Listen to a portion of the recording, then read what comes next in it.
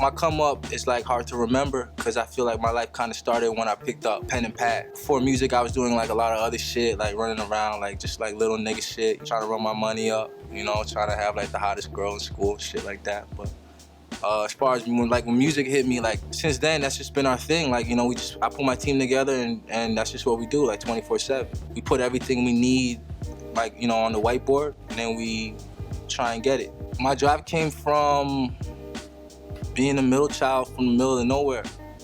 Like, I'm from Toronto. I moved to Toronto. I'm from a suburb. I'm from Ajax and Pickering. It's the 905. It's not as familiar with the 6 because they don't call it out as often. But my goal is to make it as familiar. That's my universe. That drive comes from just being from the suburb. That was just super great. We had nothing to do. We'd smoke weed, we fuck a lot, we skip class, we break the law, we fucking do home invasions, we go to the beach, we'd hang around the mall, and that was it. And then you find music, and it's like, okay, this is something I can do 24 hours a day. So then I started making music in my mom's basement 24 hours a day, and now I'm in Chicago. All I'm saying is, guys like me from where I'm from, that I identify with, that's all we can do. Growing up, man, I used to listen to everything. Like, my big sister and my big brother put me on to a lot of good shit. Jay-Z's the reason why I started rapping, but Kanye West is the reason why I'm still rapping today. I liked a lot of rock music.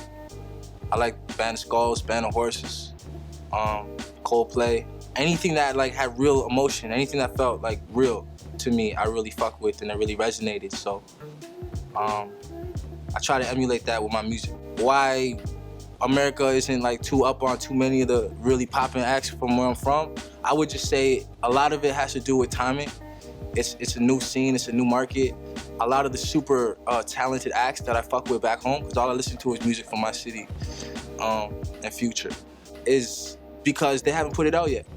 You know, it's my class of Toronto artists, we overwork and we overprepare because where we're from, we don't get a lot of love, we don't get a lot of attention, there isn't too many platforms. There's one successful way of getting to where you gotta go, and we know what that is, but if you don't fit into that mold, like, how do you get on? We haven't seen that yet, you know? So the real question for us is, who is the first one to do it from where we're from completely, and what is that person gonna do with that power? So what I'm attempting to do and what my team is trying to do is make it so that I'm the guy that is the first one to get out. And then from that point on, I want to do what Gucci does, and I want to put on for all the young niggas from my city, and I want to make the scene really poppin'.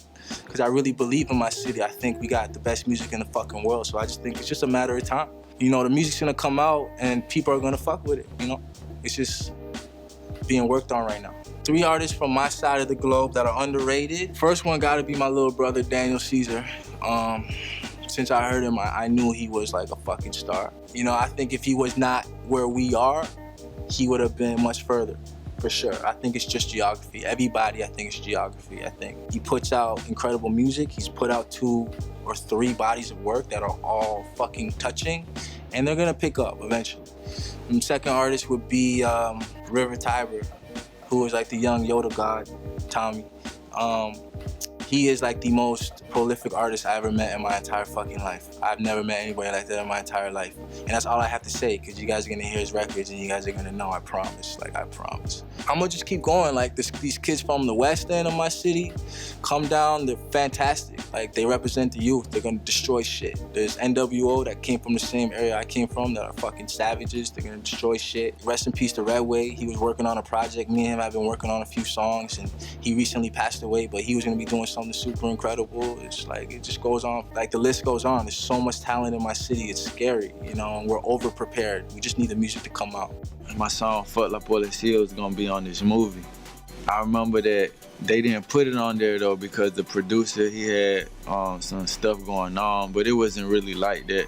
Said he had problems with his management. You know, one of my label mates went to prison, and I was kind of like the next one up, but I wasn't prepared. Everyone knew that as far as the label goes. I'll usually start with the chorus, get the melody of it. Lots of time I'll voice note, or if I'm on the road, I'll just voice note it.